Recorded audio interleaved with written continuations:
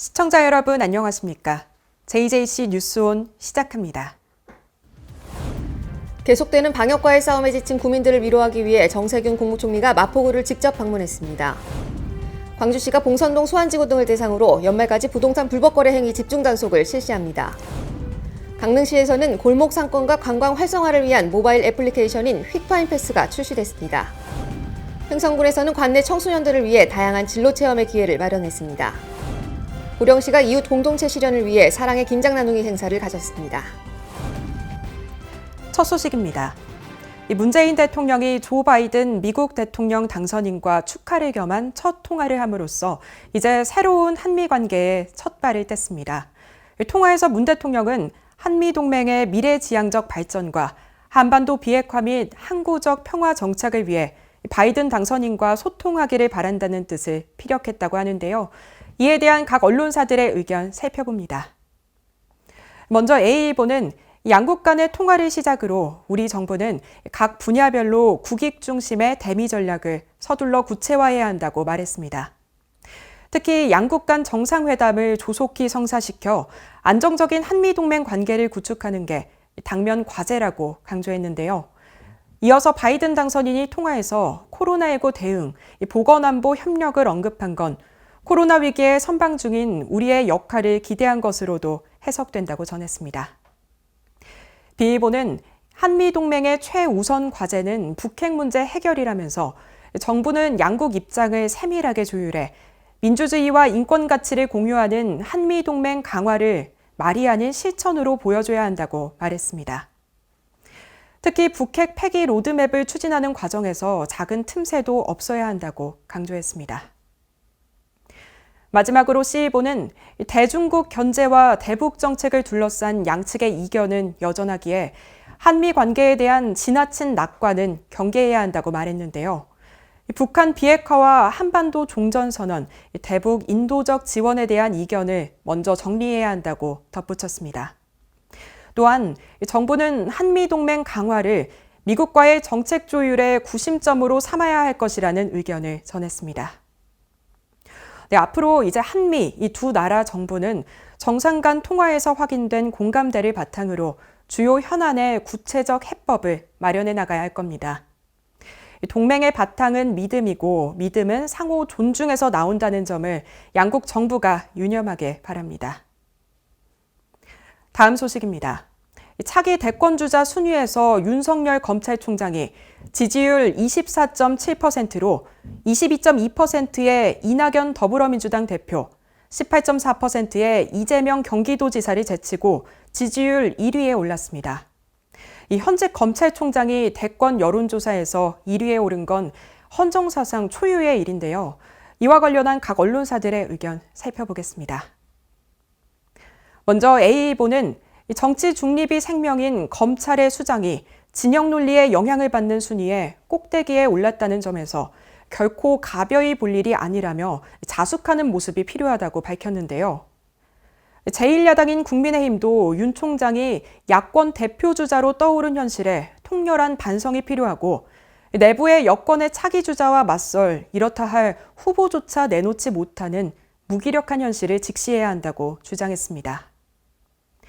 다음으로 B일보는 이러한 상황은 지극히 기이한 현상이라며 검찰총장의 정치 행보는 위험한 일이라고 말했는데요. 법에 따라 공정하고 단호해야 할 검찰 수사가 중립성을 이룰 수 있고 그렇다는 의심을 받게 된다며 윤 총장이 사퇴하고 정치를 해야 하지 않느냐고 덧붙인 추미애 법무부 장관의 윤 총장 비판은 이제는 이유 있는 비판이 됐다고 강조했습니다.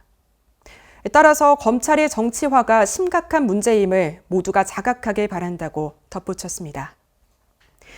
또한 C일보는 특히 윤석열 검찰총장은 자숙해야 한다며 그는 검찰의 정치적 중립을 말하지만 스스로 정치인인 것처럼 행동하며 검찰 조직을 정치화하고 있는 건 아닌지 돌아봐야 한다고 비판했습니다. 또한 추 장관도 자신을 돌아보길 바란다며 거친 발언과 윤 총장 등을 향한 감정적 대응이 검찰개혁 정당성을 약화시키고 보수 세력과 검찰주의자들에게 반격의 빌미를 주는 건 아닌지 생각해야 한다고 설명했습니다.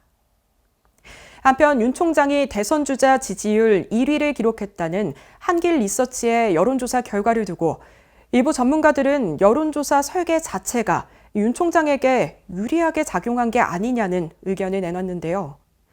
선택지에는 국민의힘 소속 정치인들이 한 명도 없었으며 유선 전화의 비중이 높았고 또 5060 세대가 전체 응답자의 절반 이상인 점 등 조사 방법에서도 의문을 제기하고 있습니다. 하지만 윤석열 검찰총장을 대선 후보로 계속해서 언급하고 보도하는 언론을 비롯해 현직 검찰총장을 여론조사에 포함시킨 것부터 잘못된 것 아닐까요? 국민이 물으면 정부가 답하는 국민청원. 국정 현안과 관련해 누구나 청원을 제기하고 국민 다수의 목소리를 모을 수 있는데요. 20만 명 이상의 동의를 받으면 정부와 청와대 관계자들의 답변을 받게 됩니다. 오늘 소개해드릴 내용은 끔찍한 어린이집 학대 사건의 가해 교사를 처벌해달라는 청원입니다. 울산시 동구의 한 어린이집 아동학대 피해 부모가 해당 어린이집 원장과 보육교사에 대한 강력한 처벌을 요구하는 국민청원을 올렸는데요. 피해 남아의 아버지라고 밝힌 청원인은 어린이집에서 아이가 담임교사로부터 장기간 학대를 당해왔고 그 담임교사가 원장의 딸이라는 사실을 얼마 전 알게 됐다고 주장했습니다. 청원인은 신랑이 끝에 CCTV를 확인한 결과 CCTV 속에는 아이가 말한 것보다 훨씬 끔찍하고 악랄한 학대 정황이 담겨 있었다고 말했는데요. CCTV 영상이 저장된 지난달 8일부터 지난 5일까지 하루도 빠짐없이 학대가 계속됐다는 겁니다. 특히 그는 학대를 일삼은 교사가 원장의 딸이라고 주장했는데요. CCTV 확인이 끝날 때까지 원장은 가해 교사가 자신의 딸이라는 사실을 알리지 않았으며 사직하도록 했다는 말만 되풀이했다라고 전했습니다. 청원인은 아이가 현재 극도의 불안 증세를 보이고 있다며 해당 어린이집 원장과 원감, 학대 교사에 대한 처벌을 요구했습니다. 아울러 학대에 노출된 아이들이 심리치료를 받게 하고 보육교사 자격증 취득 및 채용 시 엄격한 자격 요건을 적용해야 한다고 청원했습니다. 해당 청원에는 16일 오후 1시를 기준으로 약 12만 명이 동의했습니다. 이어서 수도권 소식입니다. 강북구 지역 내 문화예술인들로 구성된 포네 클래식이 강북문화재단과 함께 가을밤에 음악축제를 열었는데요. 밀양 아리랑과 보리밭에 이르기까지 친숙한 곡들로 이뤄진 이번 공연은 한국 가곡 탄생 100주년을 기념하기 위해 기획됐습니다. 포네클래식 뮤직 페스티벌 2020이 지난 10일 강북문화예술회관에서 개최됐습니다. 가을에 부르는 우리 가곡을 주제로 열린 이날 페스티벌은 코로나19로 인한 거리두기에 맞춰 미리 예약한 관람객 100명이 지켜보는 가운데 진행됐습니다. 이번 공연은 강북문화재단과 포네클래식이 공동 주최한 것으로 한국 가곡 100주년을 기념하기 위해 마련됐습니다. 우리나라의 가곡은 일제강점기 시절 나라를 잃은 슬픔과 그 속에서도 희망을 노래했던 봉선화와 함께 서막을 올렸습니다. 음악회는 출연자들이 함께 열창한 신작 가곡 눈처럼을 시작으로 밀양 아리랑과 보리밭, 경복궁 타령 등 우리 귀에 친숙한 10개의 곡들로 꾸며졌습니다. 또 소프라노와 메조소프라노, 테너, 바리톤에 이르기까지 다양한 음색이 하모니를 이루면서 저물어가는 가을의 아쉬움을 달랬습니다. 이날 무대를 기획한 포네클래식은 강북구 지역 내 문화예술인들의 재능 기부 형태로 운영되고 있으며 공공성과 예술성을 인정받아 2년 전부터 서울시의 후원을 받고 있습니다. 네, 줄어들 듯 줄어들지 않는 코로나19 확산세, 계속되는 방역과의 싸움에 지친 구민들을 위로하기 위해 정세균 국무총리가 마포구를 직접 방문했습니다. 정세균 국무총리와 질병관리청, 보건복지부, 식품의약품안전처, 마포구청 관계자 등은 지난 7일 홍대 거리에서 코로나19 방역을 위한 마스크 착용 캠페인을 벌였습니다. 오후 5시 홍대 거리에서 진행된 이날 캠페인에서는 젊은 층의 마스크 착용의 중요성을 강조하고 마스크 착용 의무화 조치에 따른 과태료 부과에 대해 안내했습니다. 정 총리는 마스크 착용이 가장 확실한 코로나19 방역이라며 마스크 한 장의 위력으로 코로나19를 이겨내기 바란다고 당부했습니다. 또한 웃으며 코로나19를 이겨내자는 의미에서 스마일 스티커를 붙인 마스크를 나눠주기도 했습니다. 한편 지난 10월 13일부터 시행된 마스크 착용 의무화 조치에 따라 한 달간의 계도 기간을 거친 11월 13일부터는 위반 시 10만 원의 과태료가 부과됩니다. 네, 올해는 코로나19로 인해 소상공인들에겐 너무나도 힘든 한 해였죠. 의왕시에서는 소상공인의 날을 기념해 소상공인들을 응원하는 자리를 마련했습니다. 의왕시가 지난 11월 4일 개원예술대학교 파라다이스홀에서 2020년 의왕시 소상공인의 날 기념식 및 소상공인 주간 선포식 행사를 개최했습니다. 이번 행사는 소상공인의 날을 맞아 지역경제 활성화에 기여한 소상공인을 격려하고 소상공인들의 화합을 위해 마련됐습니다. 코로나19 어려운 상황이지만은 우리 의왕시는 또 그 과정 속에서 크게 얻은 게 하나 있습니다. 모든 분들이 어려워하는 속에서 의왕시는 정말 청정도시다라고 하는 그런 좋은 이미지를 갖는 또 해이기도 했습니다. 이 자리에 계신 소상공인의 여러분들이 정말 방역에 열중해 주셨고 또 각 상인회마다 직접 찾아다니시면서 손소독제 또 마스크를 배부해 가면서 그 수칙을 지킬 수 있도록 여러분들이 노력해 주신 덕분이라고 저는 생각을 합니다. 행사에 참석한 김상돈 의왕시장은 올해는 코로나19로 인해 소상공인들이 그 어느 때보다 많이 힘들었던 한 해였다면서 내년에는 소상공인들이 더 성장할 수 있도록 시에서도 적극 지원하겠다는 인사말을 전했습니다. 다음은 광역시 소식입니다. 대전시가 지역경제 활성화를 위해 11월 한 달 동안 진행하는 온통 세일이 시민들로부터 폭발적인 반응을 얻고 있는데요. 자세한 소식 전해드립니다. 오는 11월 30일까지 개최되는 온통 대박 온통 세일이 매일 새로운 기록을 세우며 인기몰이를 하고 있습니다. 온통 세일 시작일인 지난 11월 1일부터 8일 기준 2만여 명이 온통대전을 발급, 발행액 700억 원을 돌파했으며 온통대전몰은 일주일 만에 매출액 7천만 원을 기록했습니다.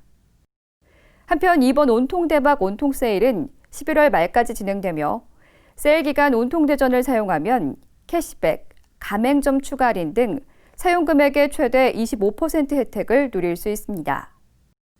또한 지역별 소비 촉진 릴레이 행사도 추진하며 온통대전몰에서는 페이백, 할인 쿠폰, 무료 배송, 경품 이벤트 등이 진행됩니다. 자세한 내용은 온통대전 앱 또는 홈페이지에서 확인할 수 있습니다. 정부가 수십 차례 부동산 정책을 내놨지만 집값이 좀처럼 잡히지 않고 있는데요. 이제는 비규제 지역인 광주시로 투기 세력이 몰리고 있어 광주시가 봉선동, 수원지구 등을 대상으로 연말까지 부동산 불법 거래 행위 집중 단속을 실시합니다. 이에 따라 광주시는 남구 광산구와 합동 단속반을 편성하고 외지인 매수자와 매매를 알선한 중개업자를 대상으로 집중 단속에 나섭니다. 중점 점검 대상은 실거래가 거짓 신고, 무등록의 중개 행위, 공인중개업소 불법 행위 등입니다. 부동산 실거래 위반으로 적발 시에는 최대 3천만 원 이하 또는 취득가액의 5% 이내 과태료가 부과됩니다. 이번 봉선동 수원지구 집중 단속건에 대해서는 우리시 토지정보과 주관으로 현재 합동 단속을 실시하고 있으며 실거래가 거짓 신고 등 불법 행위 적발 시 토지정보과에서 행정처분하고 무등록, 무자격 중개 행위 등 형사처분건에 대해서는 민생사법경찰과로 고발할 시 조사하여 검찰에 송치할 것입니다. 광주시는 부동산 가격 폭등의 원인을 부동산 투자 세력이 규제 지역인 서울, 경기 등에서 비규제 지역인 광주, 부산, 김포로 이동한 것으로 보고 있습니다. 이어서 강원도 소식입니다. 강릉시의 골목 상권과 관광 활성화를 위한 모바일 애플리케이션인 휙 파인패스가 출시됐는데요. 이로써 명주동 거리를 중심으로 하는 스마트시티 실증 사업이 힘찬 발걸음을 내디뎠습니다. 강릉시가 국토교통부에서 주관한 2020 스마트시티 챌린지 사업에 선정돼 국비 15억 원의 예산으로 골목상권의 소상인들과 여행자를 이어주는 관광형 마스앱 서비스를 실시합니다. 관광형 마스란 관광지와 모든 교통수단을 통합 검색하고 하나의 앱으로 결제할 수 있는 서비스로 강릉시는 휙파인 패스란 이름의 모바일 앱을 출시했습니다. 휙파인 패스를 이용하면 명주 동네 50개의 음식점과 카페의 빈자리와 대기 시간을 확인하고 예약 주문과 공유 모빌리티 교통편 결제까지 한 번에 처리할 수 있게 됩니다. 공유형 교통편은 100대의 전동 킥보드와 30대의 전기 자전거가 도입됐고 이용요금은 하루 기준 6,900원으로 앱 설치 후 운전면허 등록을 하면 무제한 이용이 가능합니다. 강릉역을 통해 방문한 관광객들이 월화거리와 명주동, 중앙시장 등 구도심까지의 이동이 편리해질 것으로 예상됩니다. 또한 경포 안목 구간도 이용이 가능해 전동 킥보드 등을 이용하면 짧은 시간에 여러 곳을 볼 수 있어 새로운 관광 상품으로서도 각광받을 것으로 예상됩니다. 강릉시는 예비 사업 실증이 성공적으로 진행되고 후속 평가를 통해 본 사업에 선정되면 사업 대상을 시내 전역으로 확대할 방침입니다. 지난 3일 평창군은 숨은 자원 모으기 경진대회를 개최했는데요. 이번 대회를 통해 마련된 금액은 소외된 이웃들을 돕는 데 사용될 예정입니다. 생명살림 운동실천 숨은 자원 모으기 경진대회는 2020년 3월부터 2020년 11월까지 연중 상시로 운영됩니다. 평창의 8개 읍면에서 진행되는 이번 행사는 헌옷 등을 마대에 수거해 사업체에 판매하고 판매 대금으로 불우이웃 돕기를 실천합니다. 또한 위험에 직면한 환경을 되살리고 주민 참여를 통한 깨끗한 마을을 가꾸며 제2의 아나바다 운동으로 환경에 대한 의식 수준을 높이는 계기를 마련하고자 진행하는 대회입니다. 네, 운동선수와 교사, 크리에이터, 초등학생들에게 요즘 인기 있는 직업이라고 하는데요. 우리나라 직업의 개수만 해도 무려 10,000여 개가 넘는다고 합니다. 우리가 아는 것보다 훨씬 많고 또 다양한 직업이 있다는 얘기겠죠. 이에 횡성 관내 청소년들에게 다양한 직업의 세계를 알려주는 진로 체험의 기회가 마련됐습니다. 11월 4일 횡성의 중학교에선 2020 찾아가는 진로 직업 체험이 열렸습니다. 유튜버와 특수분장, 마술사, 바리스타 등 청소년들에게 인기를 모으고 있는 다양한 직업을 가진 전문 직업인들이 학교를 찾아 진로 체험 교육을 진행합니다. 이번 교육은 보고, 듣고, 실제 체험하는 실습 위주로 이뤄졌습니다. 제가 꿈이 유튜버 편집자가 되고 싶었는데 이 수업을 배우면서 이제 유튜브 편집을 잘할 것 같아요. 마술사가 이런 직업인지 몰랐는데 직업 체험으로 인해서 이런 직업이라는 것을 알게 되었고 그리고 또 마술이 많이 신기했고 가까이서 봐서 더 신기했던 것 같아요. 2020 찾아가는 진로 직업 체험은 진로 탐색기에 있는 청소년들에게 올바른 진로 인식과 함께 진로 탐색의 범위를 확대하기 위해 마련됐습니다.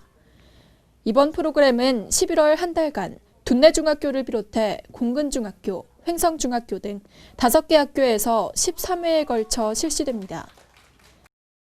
찾아오는 우리 진로 직업 체험을 통해서 우리 학생들에게 꿈과 자기 주도적 진로 설계를 할 수 있는 그런 계기를 만들어주고자 하고 있습니다.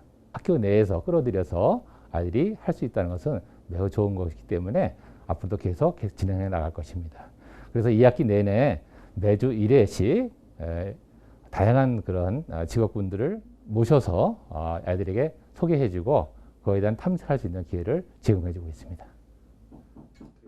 요즘 직업으로서도 유튜브에 대해 관심이 뜨거운데요.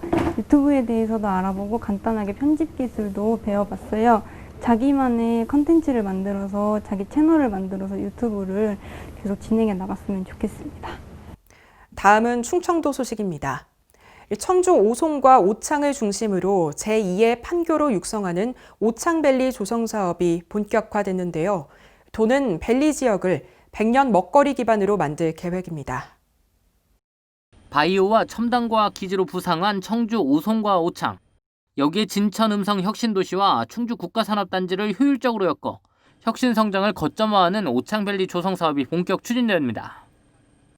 특히 충청북도는 밸리 지역을 충북의 미래 성장 동력이자 100년 먹거리 기반으로 만든다는 계획입니다.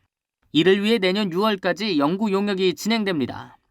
연구 용역은 충북연구원이 주도하며 충북대와 청주대 산학협력단과 국토연구원, 한국기초과학지원연구원 등 학계와 다른 기관이 참여합니다. 또한 판교밸리를 기획한 경기도 경제과학진흥원 연구팀도 용역에 참여해 제2의 판교밸리 전략 등을 훈수할 예정입니다. 오창밸리의 구체적인 성장 방안은 총 3가지 부분의 발전 전략을 담게 됩니다. 국제적, 국가적, 지역적 차원으로 전략에 따른 세부 계획이 수립될 예정입니다. 우선 국제적으로는 청주국제공항과 연계한 동아시아 첨단 과학 연구 중심지로 전략을 담고 국가적으로는 판교에 버금가는 연구단지를 담게 됩니다. 지역적으로는 오송 오창과 혁신도시, 충주를 연결해 지역경제 파급 효과를 극대화하는 전략을 모색할 계획입니다. 네, 날씨는 추워지고 있지만 따뜻한 온정의 손길이 이어지고 있는데요. 보령시가 지난 9일과 10일 보령 종합경기장에서 이웃 공동체 실현을 위한 사랑의 김장 나누기 행사를 가졌습니다. 이번 행사에는 16개 읍면동 새마을 지도자 등 모두 40여 명이 참석한 가운데 보령에서 생산된 배추 1000포기를 김장했습니다. 이번에 김장한 김치는 독거 어르신 및 장애인, 소년, 소녀 가장, 다문화 가정 등 300여 가구에 전달할 계획입니다. 김동일 시장은 코로나19 장기화로 어려움을 겪고 있는 우리 이웃들에게 희망이 되길 바란다고 말했습니다. 한편 행사를 주관한 새마을운동 보령시 지회는 매년 상하반기에 김장 나눔 행사를 펼치며 어려운 이웃들에게 온정의 손길을 내밀고 있습니다. 이어서 경상도 소식입니다. 동면 수질정화공원의 의자공원이 각광받고 있는 가운데 동부 명동공원에도 초등학생들이 디자인한 벤치가 설치되는데요. 북정 느티나무공원도 새로운 공원으로 탈바꿈됩니다. 명동공원에 설치될 벤치는 공모 심사를 거쳐 엄선된 작품으로 수질정화공원보다 13점 더 많은 50점이 설치됩니다. 수어 덕분에와 사랑해를 형상화한 것부터 학용품과 동식물 등 누구에게나 친숙한 소재를 활용한 아이들의 아이디어가 실물로 제작되며 지역 건설업체인 경동건설이 기부한 사업비 4억 원으로 진행됩니다. 조성된 지 오래되고 노후화된 북정 느티나무 공원도 언덕 놀이공간, 짚라인 등 놀이시설을 새로 설치하고 수목을 정비해 특색 있는 공원으로 새 단장했습니다. 9억 원을 투입해 동화 허클베리 핀의 모험을 소재로 기획했으며 아이들의 놀이는 물론 남녀노소 휴식과 소통이 가능한 복합 커뮤니티 공원으로 재탄생시켜 주목받고 있습니다. 포항시는 지난 5일 효자 상원간 도로건설공사의 기공식을 열고 공사의 힘찬 출발을 알렸는데요. 특히 해양 관광도시 포항의 랜드마크로 우뚝 서게 될 가칭 동빈대교에 이목이 집중되고 있습니다.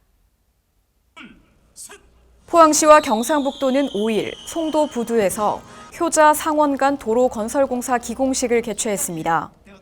행사에는 이강덕 포항시장과 이철우 경북도지사, 주민 등 100여 명이 참석했습니다. 효자 상원간 도로건설공사는 국지도 20호선 미연결 구간에 총연장 1.36km의 도로를 건설하는 사업으로 국비 367억 원 포함 총 사업비 662억 원이 투입됩니다. 사업이 완료되면 남구와 북구를 연결하는 주요 간선도로의 기능은 물론 물류 비용 절감, 교통 체증 해소에도 큰 도움을 줄 것으로 예상됩니다. 특히 사업 구간에 포함된 가칭 동빈대교는 사장교 형식의 연장 395m 교량으로 포항의 새로운 랜드마크가 될 것으로 기대되며 교량 상부에 전망대가 설치되는 등 관광 자원으로서의 가치도 높아 지역경제 활성화에도 기여할 것으로 전망됩니다. 한편 효자 상원간 도로건설공사는 2025년 완공 예정이며 포항시는 시민들의 기대에 부응하는 명품 도로를 건설할 수 있도록 최선을 다할 계획입니다. 이어서 전라도 소식입니다. 여수시립합창단이 코로나19의 영향으로 지역 내 문화와 예술 공연이 주춤한 가운데 제77회 정기 연주회를 통해 시민들에게 치유의 시간을 마련했습니다. 이번 연주회는 코로나19 사회적 거리두기 지침을 준수하기 위해 객석 거리두기로 좌석수를 제한해 진행했습니다. 또한 비대면 공연 중계를 마련해 생중계로 방송을 송출해 온라인으로 많은 이들이 공연을 즐길 수 있었습니다. 이번 정기 연주회는 팬텀싱어 3에 출연해 탁월한 가창력을 보여준 국악 가수 고영렬의 특별 출연과 오케스트라 협연을 통해 다채로운 공연을 선보였습니다. 네, 전주 한옥마을에 무가선 트램이 국내 처음으로 도입되는데요. 전주시장은 전주시를 대한민국을 대표하는 세계적 관광명소로 만들겠다고 밝혔습니다. 자세한 소식 황인화 기자가 전해드립니다. 전북 전주 한옥마을에 관광객들을 위한 무가선 트램이 국내 처음으로 도입됩니다. 무가선 트램은 전기를 공급하는 선이 없이 배터리를 활용해 운행하는 친환경 교통수단으로 연간 1,000만여 명이 찾는 한옥마을에 관광 트램을 구축하기 위해 한국철도기술연구원과 협약을 체결한 상태입니다. 전주시와 한국철도기술연구원은 내년 5월까지 관광 트램 도입 기본구상 용역을 실시한 뒤 차량 제작에 들어갈 계획입니다. 트램은 폭이 2.4m 규모여서 도로가 좁은 한옥마을도 교통 혼잡을 일으키지 않고 운행 가능한 친환경 이동수단이라고 전주시는 설명했습니다. 김승수 전주시장은 전주시가 대한민국을 대표하는 세계적인 관광명소가 될 수 있도록 1차로 한옥마을에 관광 트램을 설치하고 2차로 옛도심 전체를 연결하는 트램으로 확대할 계획이라고 말했습니다. 지금까지 전북에서 황인아였습니다. 전북 완주군의 건설 현장에서 노조 간의 폭력 사태가 벌어졌는데요. 갈수록 극성인 노조의 일자리 뺏기로 건설 현장에서 일하는 노동자들은 두려움에 떨고 있습니다. 강석훈 기자가 현장 취재했습니다. 전북 완주군 삼봉지구의 한 건설 현장입니다. 수많은 사람들이 서 있는데 한 남성이 대화를 하다 상대방에게 주먹을 휘두릅니다. 이를 말리기 위해 나선 남성도 몸으로 막아보지만 가해자에게 멱살을 잡힌 채 무자비한 폭행을 당합니다. 주먹을 쓰면서 얼굴 등 목이랑 얼굴이랑 몸을 가격을 해가지고 당황스러우면서도 엄청 놀라면서 실질적으로 이제 손으로 가격을 할 생각은 못했었거든요. 근데 갑자기 폭행을 가하니까 옆에 있는 직원도 맞고 그 사람 말리면서 왜 때리냐고 하니까 저도 같이 폭행을 당했습니다. 이 폭력 사태가 일어난 계기는 건설 현장 일자리 뺏기의 연장선이었습니다. 당초 이곳에서 일하는 노동자들 대부분은 한 노동조합에 가입한 상태. 하지만 군산에 위치한 노동조합에서 완주에 있는 이 건설 현장까지 찾아와 노동자들을 들어가지도 못하도록 제지한 겁니다. 결국 노조와 노조 간의 대치 상황에서 폭력 사태까지 일어난 겁니다. 군산에 있던 지역 노조들이 연합하고 합세를 해가지고 공사장 현장 입구에서 사람들을 출입을 못하게 막고 있는 상황이었어요. 가해자가 소속된 노동조합 관계자는 당시 현장에 없어 자세한 내막을 알지 못한다고 설명했습니다. 내가 알고 있기로도 그 현장 일 때문에 대화하다가 좀 이렇게 좀 몸싸움하고 그런 것 같아요. 갈수록 극성인 노조의 일자리 뺏기. 건설 현장에서 일하고 있는 노동자들은 두려움에 떨고 있습니다.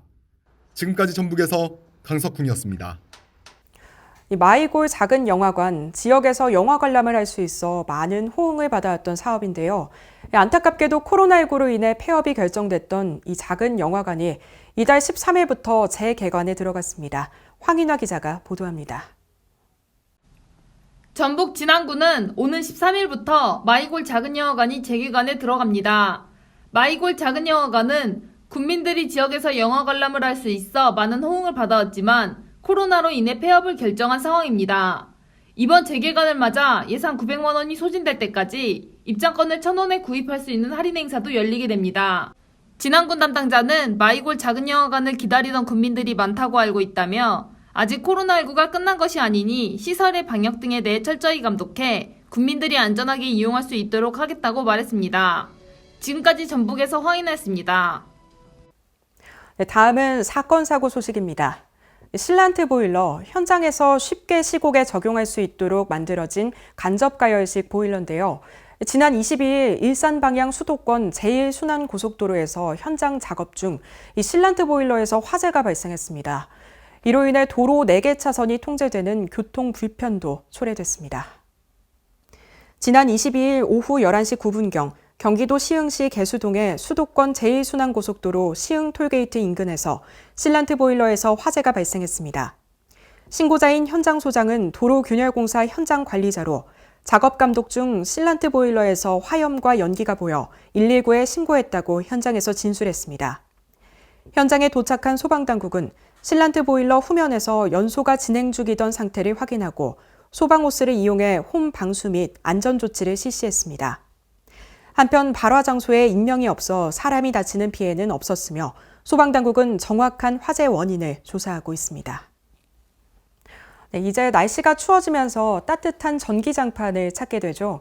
하지만 잘못 사용하다간 화재로 이어지기 쉬워 각별한 주의가 필요한데요. 지난 4일 수원시 영통구 메탄동의 가정집에서 전기장판 화재가 발생했습니다. 자세한 소식 전해드립니다. 지난 4일 오후 5시 14분쯤 수원시 영통구 메탄동의 가정집에서 전기장판 화재가 발생했습니다. 전기장판 한가운데가 화재로 인해 구멍이 뚫리고 검게 그을렸습니다. 이번 화재는 전기장판 과열로 인해 열이 축적되면서 열선에서 단락되어 발생한 것으로 다행히 거주자에 의해 신속하게 자체 진화됐습니다. 이처럼 코드선이나 열선이 과열돼 발생하는 전기장판 화재는 매년 겨울에 집중적으로 발생합니다. 전문가들은 전기장판을 보관할 때는 열선 손상을 막기 위해 둥글게 말아두고 무거운 물건은 올려두지 말라고 당부했습니다. 한편 소방당국은 전기 문제로 불이 난 경우 60%는 전기장판 때문인 경우가 많아 특히 장기간 보관했던 전기장판은 전선에 손상이 없는지 꼼꼼히 살펴야 한다고 각별한 주의를 당부했습니다. 네, 지난 10일 경기도 포천시 군내면의 청성교차로에서 포클레인을 싣고 직진하던 3.5톤 화물차의 우측을 1톤 화물 차량이 들이받았는데요. 이 충격으로 3.5톤 화물 차량이 넘어지면서 다른 차량들과 잇따라 추돌하는 사고가 발생해 3명이 부상을 입었습니다. 지난 10일 오후 3시쯤 경기도 포천시 군내면 청성교차로에서 차량 6대가 잇따라 충돌했습니다. 이 사고로 1톤 화물차에 타고 있던 운전자 A씨와 동승자 B씨, 5톤 화물차에 타고 있던 C씨가 다쳐 병원으로 옮겨졌습니다. 경찰은 A씨가 몰던 1톤 화물차가 정지 신호에 직진하던 중 맞은편에서 오던 C씨의 5톤 화물차와 충돌했고 이후 C씨 차량이 신호 대기 중이던 차량 4대를 잇따라 들이받은 것으로 보고 있습니다. 한편 경찰은 차량 운전자들의 치료가 끝나는 대로 정확한 사고 경위를 조사할 예정입니다. 네, 충남 홍성군에 있는 소아과 병원 문 앞입니다. 보시는 것처럼 닫힌 문 앞에는 많은 메모들이 붙어 있는데요. 16년 가까이 병원을 운영하며 항상 친절하고 또 따뜻한 마음으로 아이들의 건강을 책임져온 병원장의 쾌유를 비는 주민들의 목소리가 담겨 있습니다. 날은 부쩍 쌀쌀해졌지만 마음만은 따뜻해지는 소식 전해드리면서 이상 뉴스 마칩니다. 시청해주신 여러분 고맙습니다.